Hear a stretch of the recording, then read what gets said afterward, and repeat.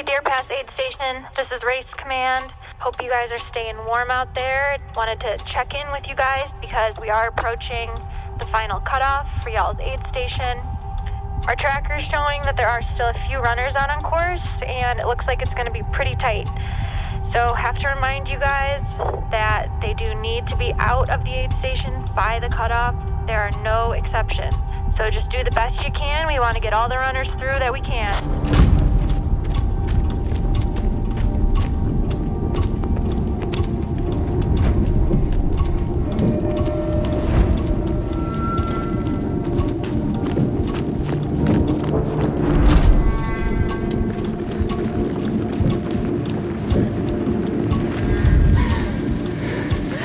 You go fast.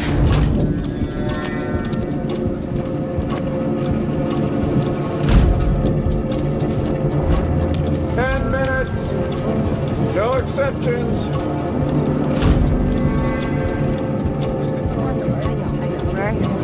I've not seen headphones now. So close to them. They're in there? They're supposed to be.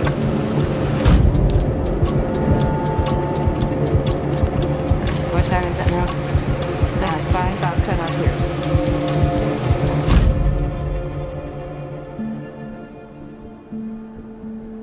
250 miles, 125 hours. Every year, about 300 runners gather in Black Canyon City to take on the Cocodona 250. Good luck. Thanks. A race that is as beautiful as it is brutal. With 36,570 feet of climbing, desert heat by day, freezing temperatures at night, in terrain that can chew you up by the mile, only about 70% reach the finish line. That means nearly 90 runners each year face a reality where the cutoff becomes the ultimate opponent. Some runners bow out due to injury or personal reasons, but for many, it's the ticking clock of the cutoff that defines their struggle. Each year, the cutoff times can shift, but long before runners toe the line, each cutoff is set in stone by the race organization, creating a map of time that all participants must live inside.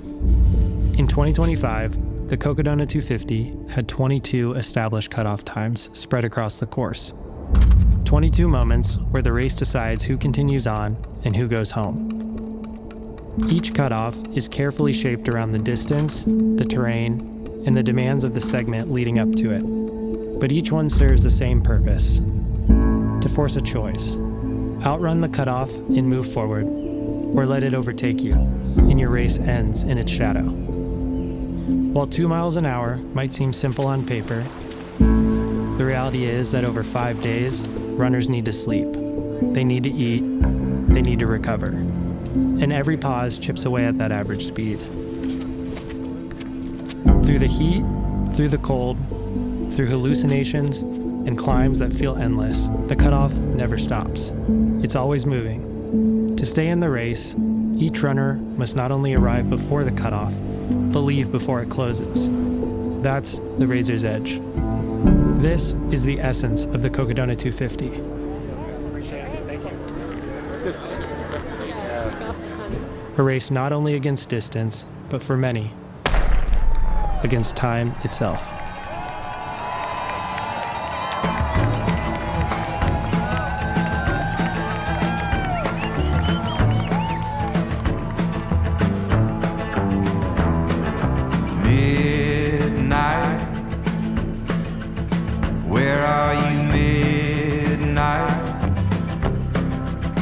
I don't know how long this day is gonna beat me down.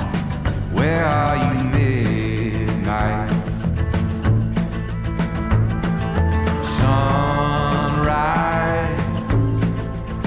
I need the sun to rise. I don't know how long I can stay in this fight. I need the sun to rise.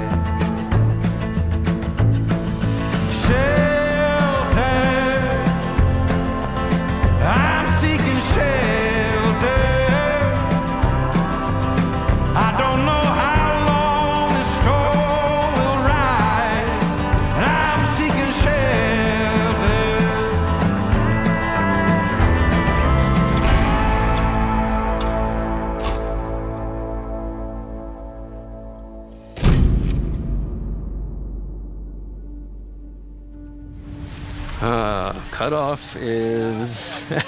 A cutoff is just pure anxiety. If you're doing math all the time, you know exactly how much time you have until you hit the next aid station, where they're gonna drag you off the course. You sometimes wish the cutoff wasn't there, but reality is that it puts parameters around the experience that change the experience. It creates an opportunity for people to rise to the occasion. I think it amplifies the experience. It just makes it that much more real and intense, and your highs become higher and your lows become lower. The reality is that a majority of the runners will not be racing near the cutoff. But coincidentally, this year's race had 3 previous finishers who were the very last to cross the line, commonly known within the sport of ultra running as the DFL. Vibes are awesome today. DFL means what you think it does. Dead fucking last. Since then, I've done a lot. And so I'm looking to have more fun out there, but also I'm looking to help more of those that are like me that first year.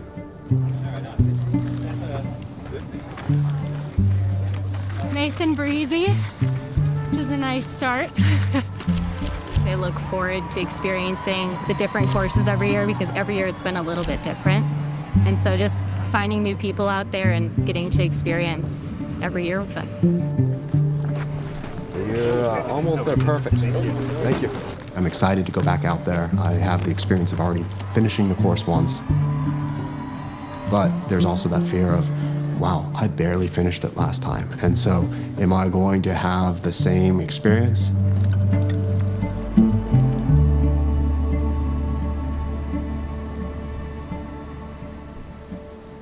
Crown King Aid Station represents the first major cutoff within the race. For the runners towards the back of the pack, they'll arrive here late into the very first night. Oh, hey! How are you? Good, how are you doing? Well, thank you. The climb out of the last aid, that was rough. But it was good. Like, I'm finishing this thing. Like, absolutely. Yeah, this is amazing. The motto, your future self. Well, thank you for this. Girls. All right. Thank you. Woohoo! Thank you so much.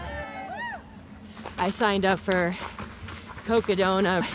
A friend of mine sent it to me and I'm like, that's stupid. Who'd ever want to do that? Like, that looks super hard. And whenever I have really strong reaction to something, I feel like I need to explore it. So that was years ago.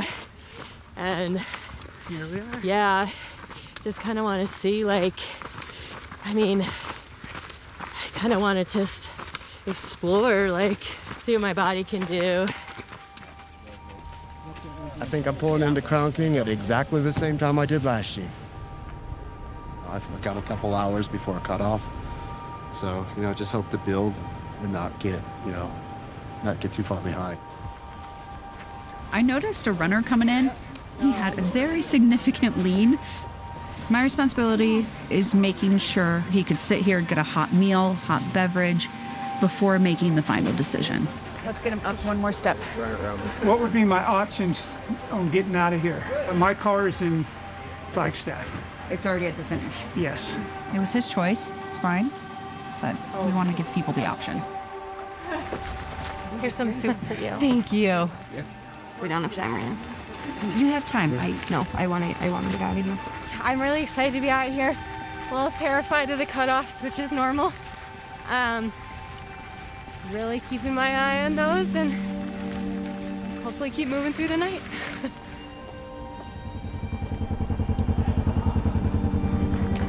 234, drop bag. Phone, rain jacket, puffy. Can put that on. Are you doing okay though? Yeah, it's just the climb. It was tough. It was tough. And so hopefully I'll have a better time on the next time.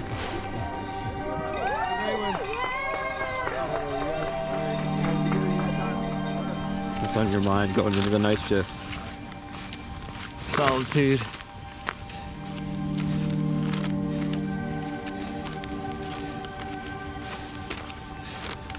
And calculations.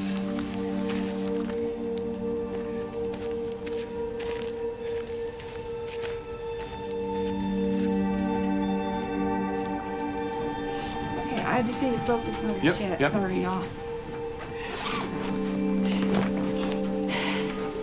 I don't have time. I don't know, I get nervous. I don't like to run out of stuff. It's a long way. As long as you're out of the aid station. Yeah. On your way out. All right, I'm gonna go find myself a little cozy spot. What made you decide to do 200 miles? 250 miles? You know, it was originally because I used to rock climb, and my best friend passed away in a climbing accident, and it really, the climbing then also died for me. It was too close to home, and her and I used to adventure a lot. Oh, I cried.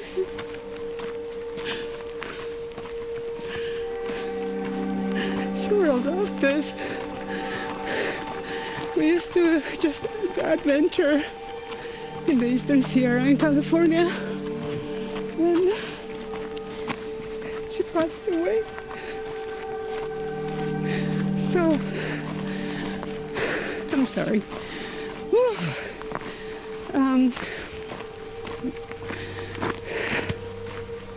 So I needed to find something else to fill the void. And here we are. And here we are.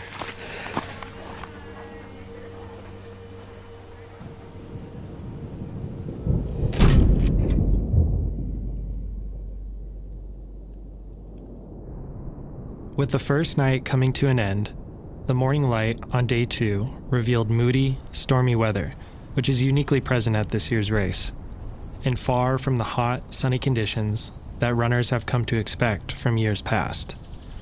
Aid stations, like Camp Kippa, will offer a nice reprieve for runners, but only for a short time, as the clock keeps ticking. I left Crown King, it started to rain on me, and it was raining all the way to here. I'm gonna warm up here, probably take another little nap, and then I'm gonna mosey down the road.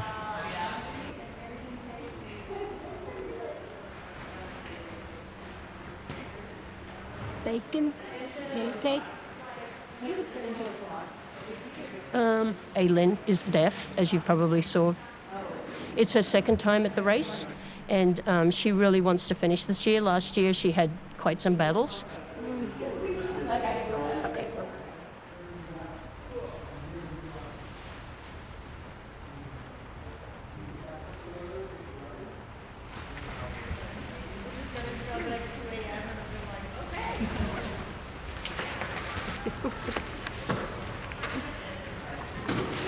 You're strong. Be strong.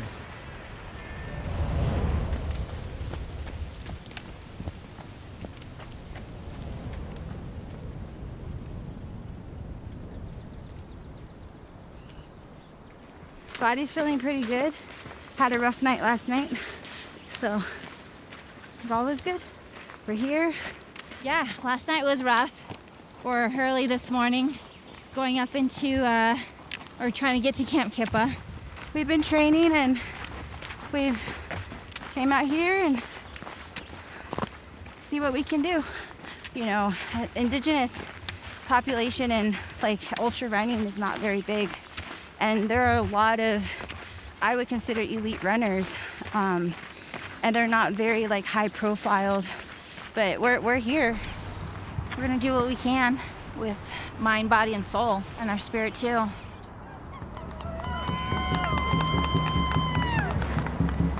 Good. Yourself? How are you? Yes, I'm ready. Oh.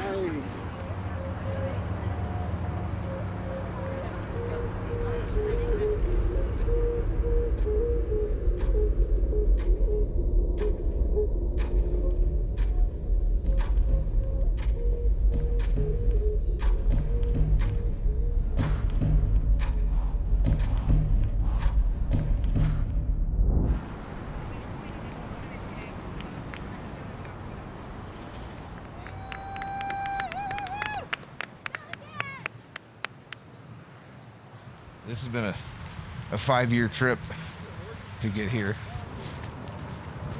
Jamil Corey's inaugural year. I watched that and got me fired up. And I said, one day I'm going to do that race. And so every ultra I did, every training run I did was to eventually get me to here. And it's been an amazing, absolutely amazing run. The first day was a butt kicker. Never seemed to stop going up. And then with the rain, we got snowed on, so we got mud. Never expected to come to the desert and get snowed on and be cold. Started to think over the years that comfort's become a disease. I like to be comfortable, but you never really find out the things you're capable of unless you actually get outside of your comfort zone and hurt. I mean, I think that's what like gets you through these things. Like, smile when you have pain, just move through it. Don't try to, you know, ignore it. Just like move through it. Night 2. See what happens.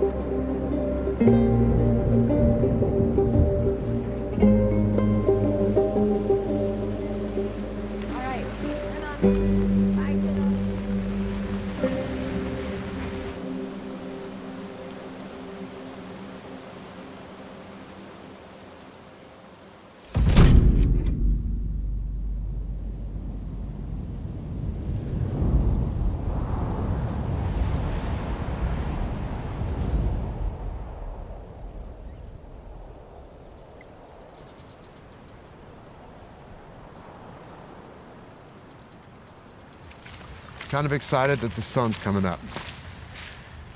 It's kind of an opportunity for a new day, new start. I'm on my way up to Mingus.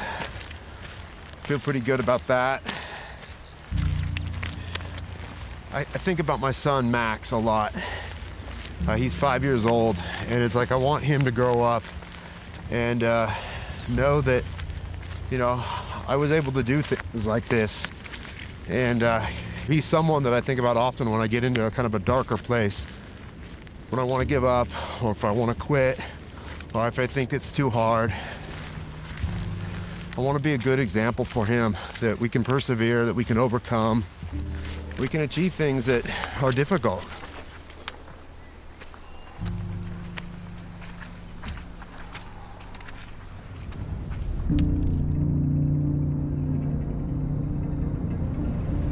Yeah, I think what makes Tony special, he's got a really unique work life and training situation. So he's 2 weeks on, 2 weeks off. He works on an oil rig in Alaska. So when he's on the oil rig, he is training on a treadmill for hours and hours and hours on end. And he runs ultras in Alaska when he's on land. And he just has a really unique perspective on life. He's former military. He's tough as nails. His kids are tough as nails. I was ready to go with a different hobby after last night. When I came into Fain Ranch, I wasn't happy. It was just the mud, slopping mud, slipping and falling. But Bill's character, we got through. Shane was a trooper. It was okay. It rained almost the entire time. It's fun, you know, and to let them see successes, be part of the successes. You know, I've also DNF'd races with them, so you get to see my failures too. Dad's not perfect. You know, just learn from them and don't quit unless something is actually wrong. He is a really special dude, and we are going to get him over the finish line.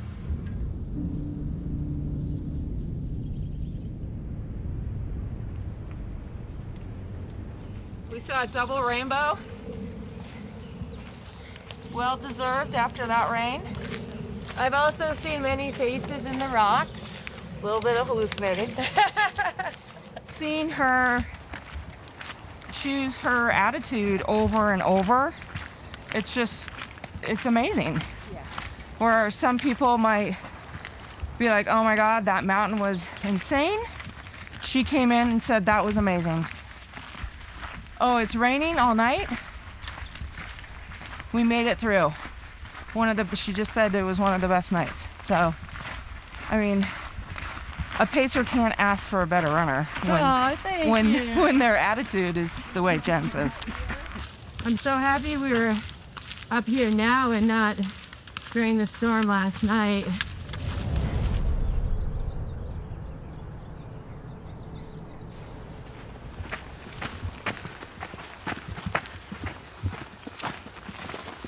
How do you Down. soon? Down. Down. Soon. Oh, soon? Very soon. Just keep learning.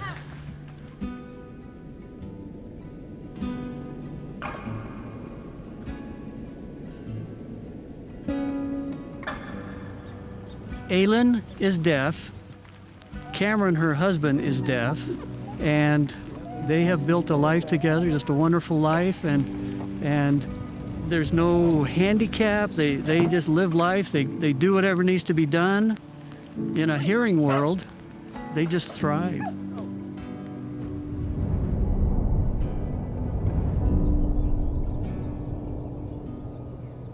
This year, a whole group of us worked together, and she's got a crew. You know, she goes around hugging everybody. Oh, it's like I haven't seen you for a year. Well, you haven't seen me for a day, and she's just a hugger. I think the support is really helping her a lot. She's really got more confidence in herself. She's willing to push a little bit more. And I think it just gives her a sense of security. We are really determined to help her get to the finish.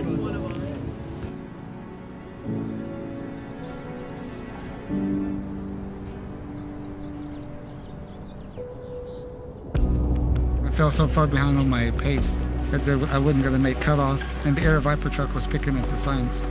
So I figured it would be best to just be done with it. So. Oh my God. That's so bad. I need them off. I can't reach it.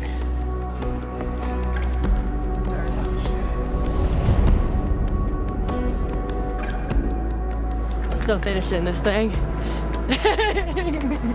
I'm halfway right now, so I still have 125 more miles to go. So I don't know what that's gonna look like. I don't know if that's gonna be what makes me completely fall apart. Who's collecting trackers?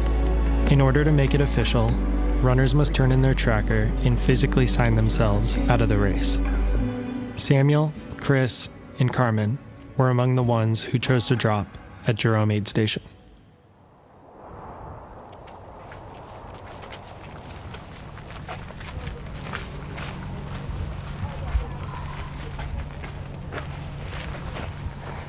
Oh, they're here. They're here. Do you want to lay down for? No. Okay. All right. So I'm going to go down there. I'm going to set up a chair. Okay. And we're in and out in like 10 minutes max. I'm not going to say pull the plug. This is her deal. This is her race. This matters to her. It's who she is. It's what she wants to do. I'm kind of afraid to sit down.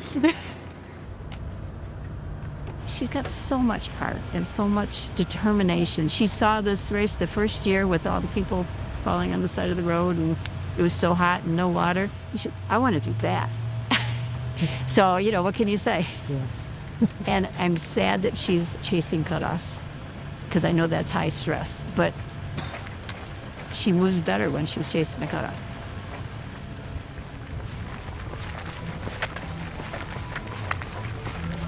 Free bird! Free bird! Wait for me! Free bird! Cocodona, buddy! Up this. How's it going? Good, how are you? Oh, delightful. Let's go do it. Oh, yeah. Liz and Robbie regrouped and decided to continue on together. The cutoffs at upcoming aid stations get tighter, and they'll need to move consistently if they want to have a chance at finishing the race.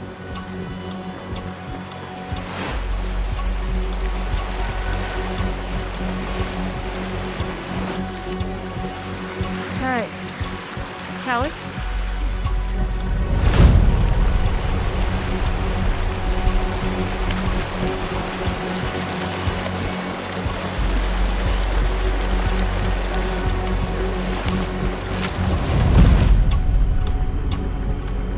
Liz just got in with her pacer. She's right next door to us. I got lost on the way to the birdie. Yeah. Let me move this. Yeah. Slide up in bed. The river crossing was interesting, wasn't it? Yes, it was good. I can't swim. It was good fun. And I'm completely petrified of water. Did you fill up water? Yes.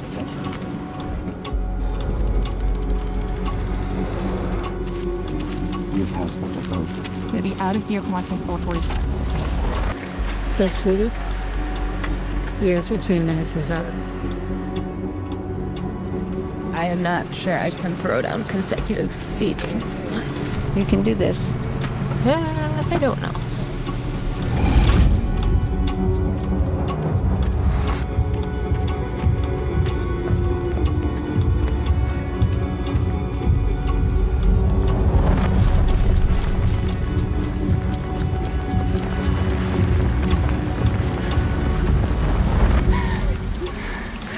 We go fast.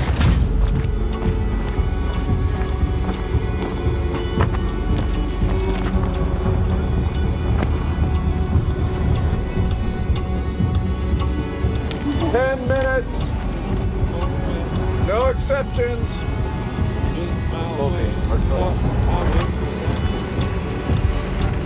I know. How many miles? 14? I don't know. You know how many? Yeah, I think it's 14. Yeah.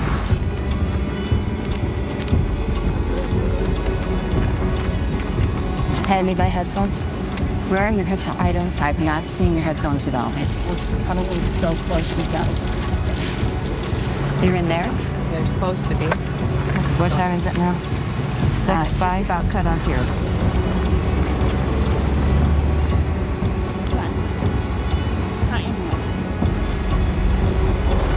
Appreciate you, Mike. 2:13. Okay, oh, yep, you're on it. You got it. We should have. Yeah.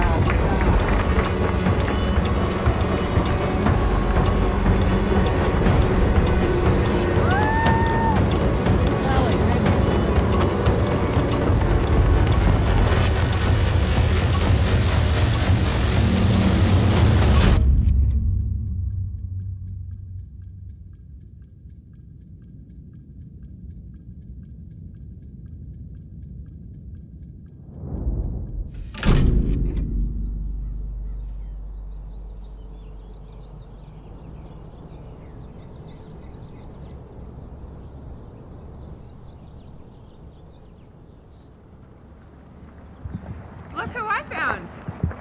How did those people do? The ones from Fane, the gal from Fane with the... They all just barely made this past one as well. Oh, wow.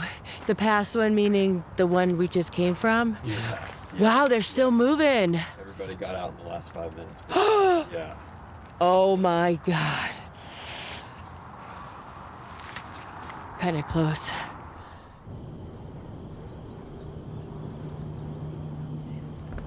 We're gonna have to book it. I'm not really good at altitude, and Eldon's like 9,500 feet. So I need to bank some time, and I need to sleep because I slept at the last one, which was nice and good, but I think these resets are really important for me. So I need to like up the pace so I can bank some time. So there's definitely pressure.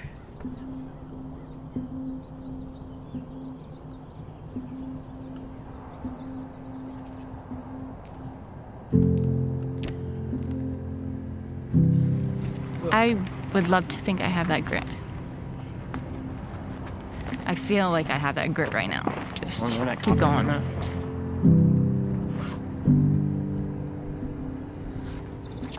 right. See you guys. Go get it. Yep. Thank you. This is hard. It's hard.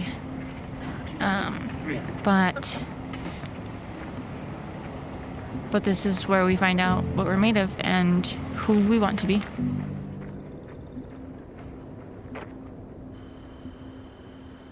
It just weighs 1,000,000 pounds. It's so heavy. So, jacket on before sundown. Okay.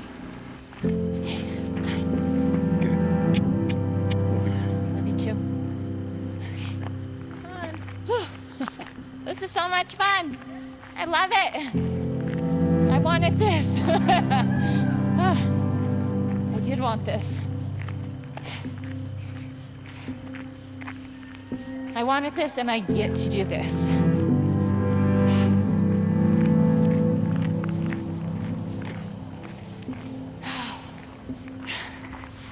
This little native girl never thought that I would have this much support behind me and all of this. And I'm just really thankful for that. To be seen, felt like I was just, you know, always the one in the background. Didn't want attention. And seeing all of these people cheering me on, rooting for me, feels amazing.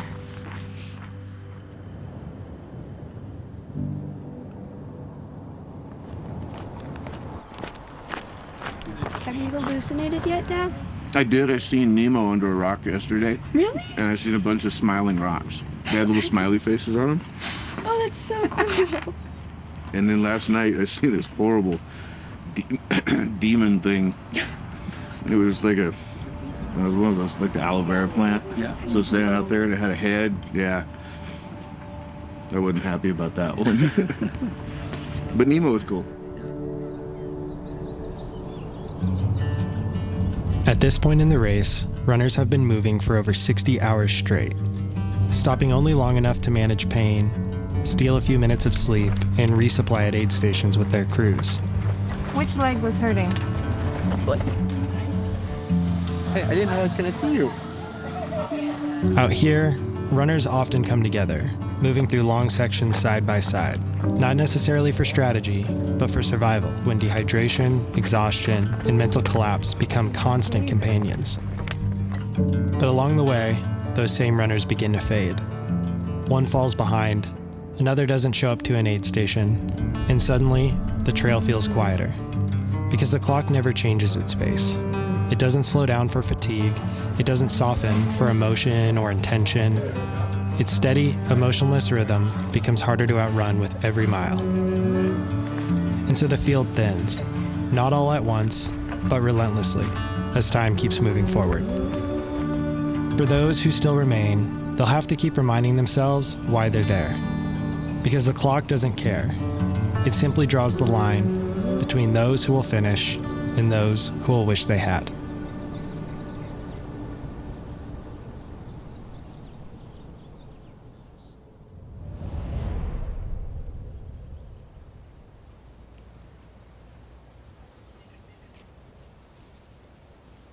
I mean, just anybody with a disability has challenges, and they're usually very good people with disabilities, because they've learnt to overcome their disability and do what they love, and she loves to run.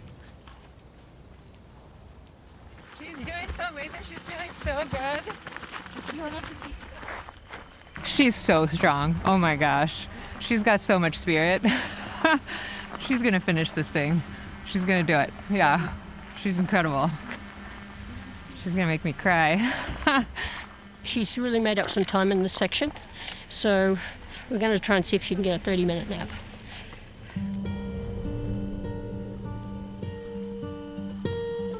I think she'll get to the finish. I have full confidence that she'll get to the finish. I think it'll give her a huge sense of accomplishment, which to her is extremely important. The whole crew that's working with her, every single one of us are going to do our best to get her to the finish.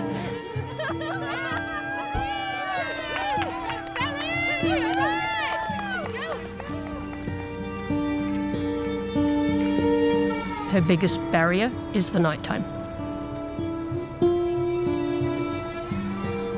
She's been an ultra runner for many years, so I'm sure she's somewhat used to, not having that sensory input during the night. She still has a sense of insecurity out there. She's grown up and accepted that disability and become stronger by it, in spite of it, pardon me. So for the entire time, like the last 6 hours, she held one pole, and then she held my arm like this, you're her and I'm me. and then we each held a pole and we walked like this. Oh, wow. Yeah, the whole time. And she braced her arm on my, and we would switch sides because my hand would go numb.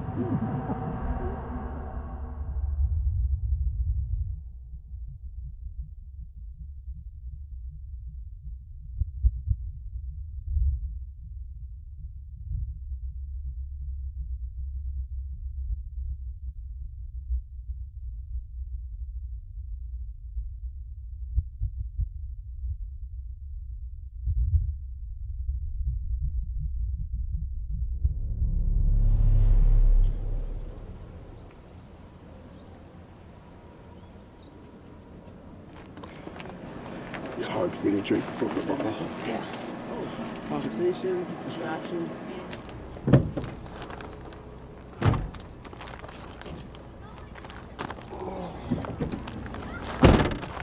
This is so different. Hi.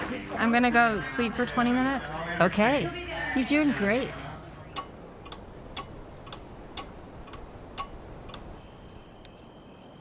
I mean, Dan Green finished in 58 hours this year, right? Just over 58 and a half. He's going to be on his feet for more than twice that amount of time by the end of it. That's insane. I mean, yeah, there's something to be said about being fast and being first, right? Like, it's a sport, it's a competition, but there's also something to be said about being on your feet and pushing through for that long. You know, front of the packers are people that do this for a living, and they're professional, and they have sponsor support, and they have all of these things. And going fast is interesting, but I think experience is more important, and I think experience is more interesting. You see these leaders go out, they might finish in 2.5 days, and then there's gonna be people out there grinding for days longer. Thank you. I was the final finisher of Cocodona in 2023. The previous year, I had DNF'd at months by 3 minutes. I'm prepping if I do have to lay down for 5 minutes, how I'm gonna make up that time. And it's gonna be painful. Munns is my kryptonite, I guess, every single year. I'm always pushing the cutoff. It felt like I was out there forever. I have no idea what time it is, I just know that I have to get there.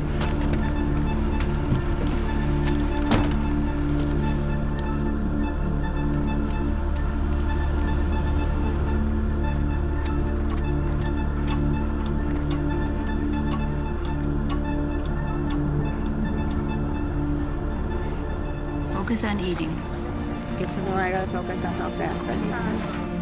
There was this sometimes almost a resentment against the clock, because it was like I just never got a chance to really do anything other than constantly trying to escape it. 8 minutes.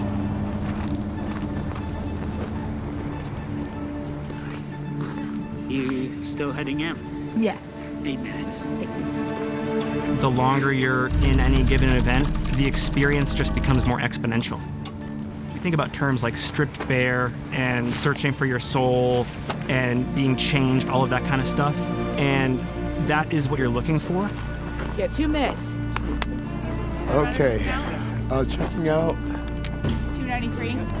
I find that there's a refining quality to suffering that you really can't get anywhere else. Out this way. You know, everyone talks about the pain cave and digging deep, but it's when you're at the lowest of the low and you find that one little grain of hope. 0.6 miles, so you got it, all right? What problem can I solve to just grasp that one next step? I think that's what it's all about.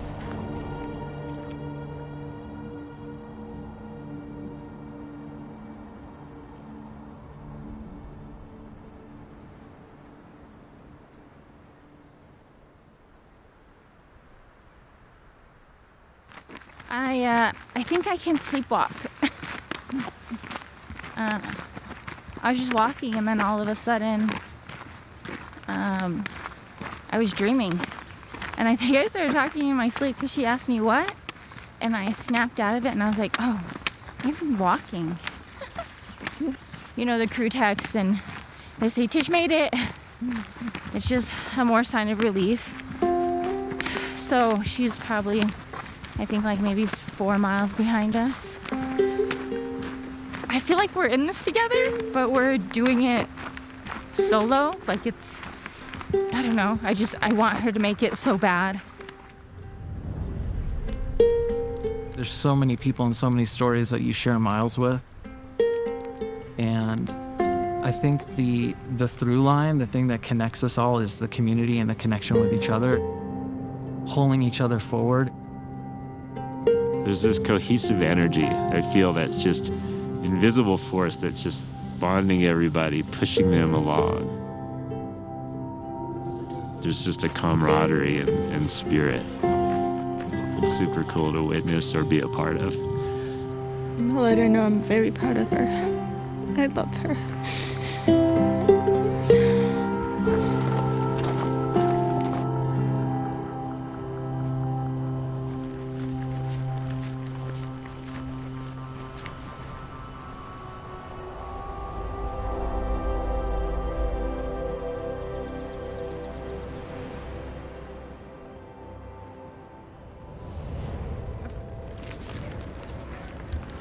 Thank you. They're going straight out there. Hey, Ruth, do you want to walk me out? Yeah. Okay. All right, we love you. I love you guys. I feel like I just sent my kid off to college. Like, okay, she's on her own now.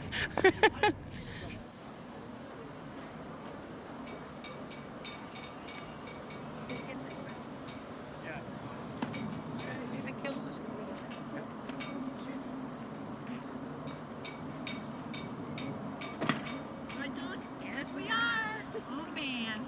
Oh, yeah. Yep. Look at that.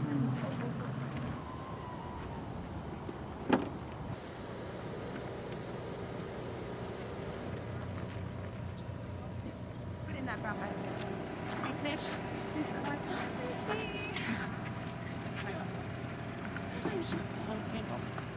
Keep going, okay? Last name? Hendricks.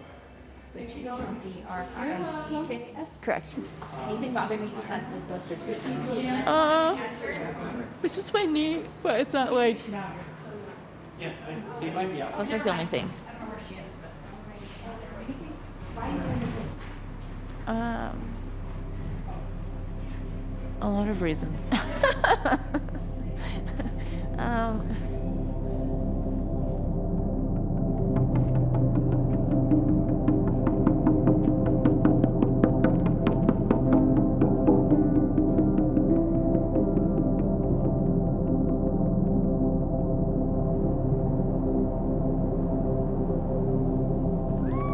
This is definitely something I will never forget.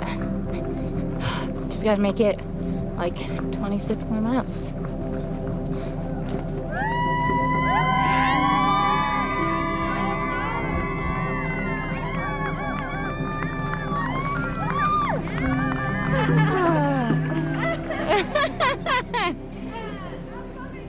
I feel good. Is that wrong? We would call my dad and be like, we're just gonna call and talk to you so you don't pass out on the trail or something like that. Yeah, he's losing it. I don't think he's okay. But you still think he's gonna finish, right? Yeah, he's this far. He's not quitting, no. If he quits, we better see like no foot, no hands, no arms, like just pretty much crawling around on his knees because there's no legs. Now what's that? Wait, that one's not dead. That one's not dead. I don't know. My dad? He kind of like inspired me. Oh wait, 2 more people. 3 more people. I think one of them is my dad.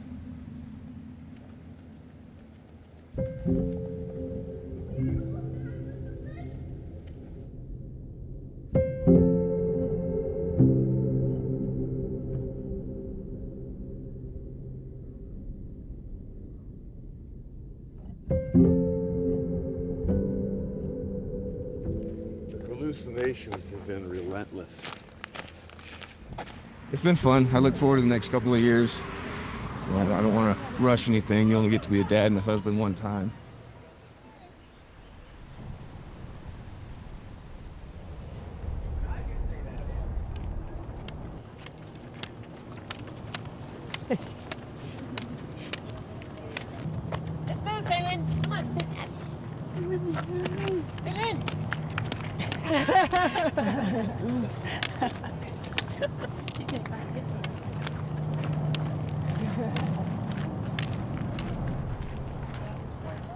Yes, you did. Looking good, Roby.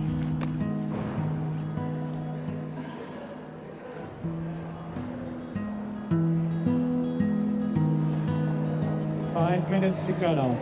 5 minutes to cut off. We gotta go this way. 12:45. The official Fort Tuthill cutoff is right now. As I got further and further out from Tut Hill, I noticed that my breathing really started to deteriorate, and my lungs just didn't seem to be working. Eventually, Liz came up, and I couldn't keep up with her. She said, "I'll call the medics." So she went ahead, and I just kind of walked for a while. I'm moving along, I'm moving slowly and just really struggling with my ankle.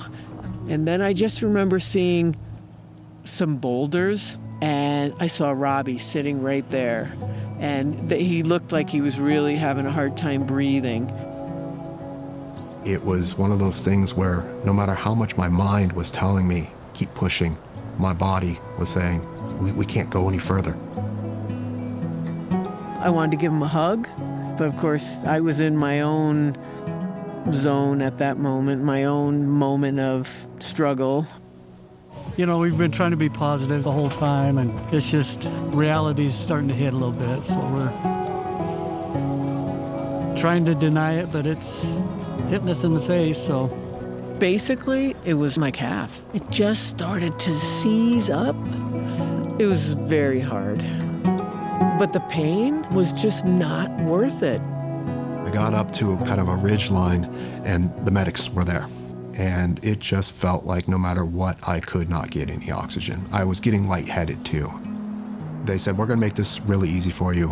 We're medically pulling you."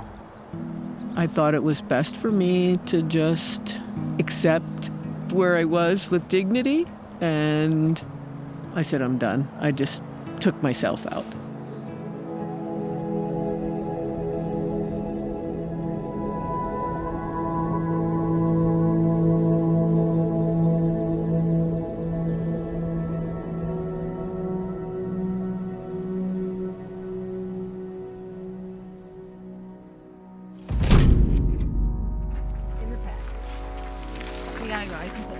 We have 60 seconds. Yep, we're going. Go, go, go. You could respect an elite performance, but in the same way, you could respect just grittiness at the back of the Packers. If the perceived effort is the same, that person's efforting for twice as long. It's like that to me is more inspirational because these are people with jobs. These are people with responsibilities and kids, and they're doing it anyways, and they're pulling it off, and they're doing it for twice as long. Of the theories that we had about ourselves, of the values that we held tight at the start line, like what of that remains after this experience? Every single person has to confront that experience and that change when they're done with this thing. Everybody's racing for different reasons, and the value is sort of in the individual. It's not the placing at all. In the end, time is the only thing the cutoff truly measured. Not heart, not effort, not who you became along the way. It just keeps moving forward, indifferent and exact. And in racing against it, you're reminded that the most meaningful moments aren't the times you beat the clock, but the ones we chose to live fully while it was counting down. Coming to the line, 250 miles from Sterling, Alaska. Give it up for Tony Dillon. Alone in my head. You did it, man. It's real, it's real. There's not a camera.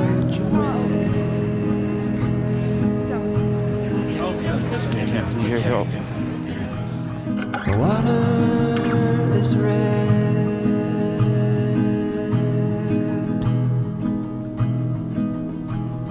Hayward dead.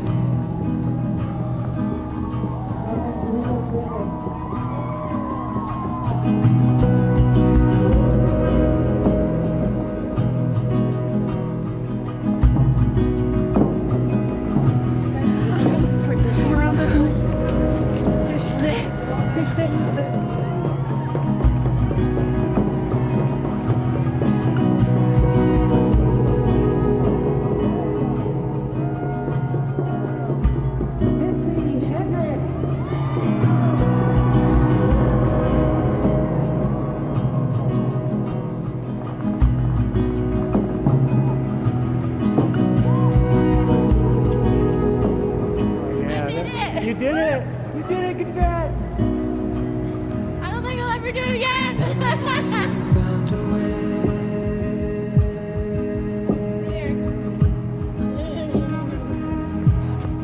Tell me something. 6 days, we're here, baby.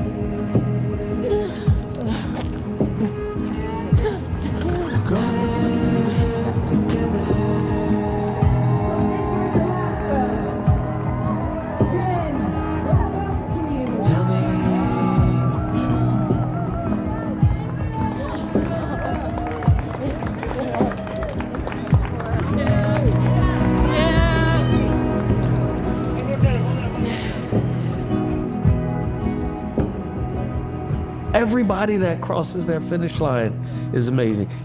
Everybody who crosses that start line is amazing. One of the things I like to say is that we're all different, but we're all equal. That first finisher and that last finisher, they're different, but they're equal. Why not celebrate?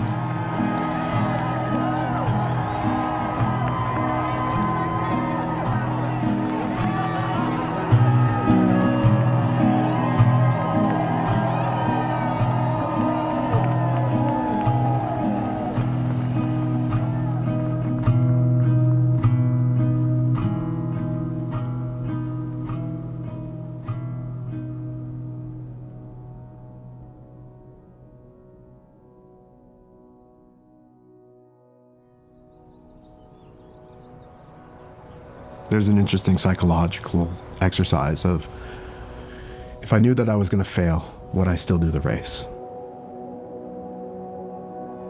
And I would. Oh my gosh. Oh my gosh. Oh, it is the most valuable moments of my entire life. I wouldn't change it. I've come to terms with that relationship. I've come to terms that I don't fear the cutoff, but I respect the cutoff. The cutoff, yeah, it's got me twice. But next time, I'm gonna beat the cutoff. I will kick the cutoff's ass, and I will kick it hard.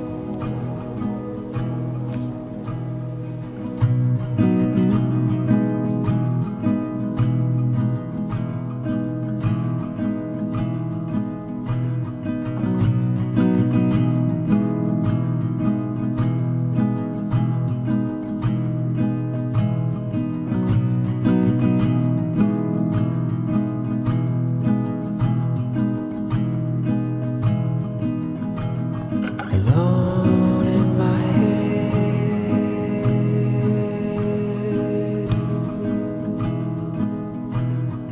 Say what you will.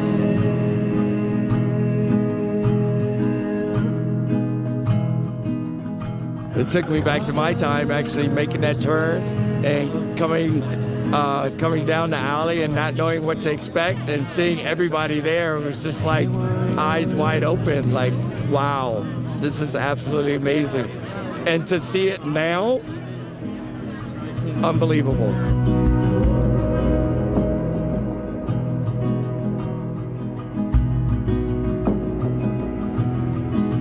The backpackers, the mid-packers who ended up being a backpacker, like that, I like to say, is just the heart of ultra running. And to be here to see them finish, it's like, I know exactly what you go through, and I know how much support you need, so.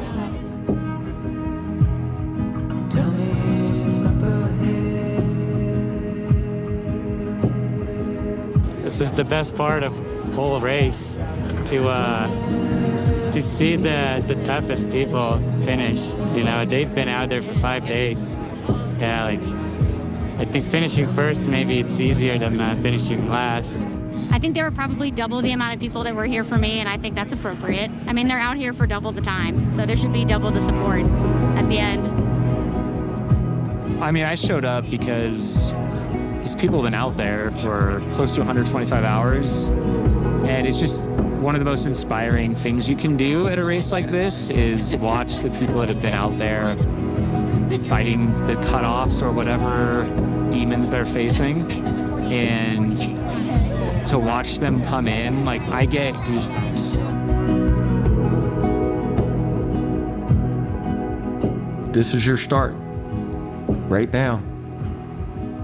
Go for it. You're gonna have doubts. You know, you're gonna have strong points, strong times. You're gonna have those doubting times. It's gonna happen. That's not gonna change, you know, until you make that decision, I'm in, and then the work begins.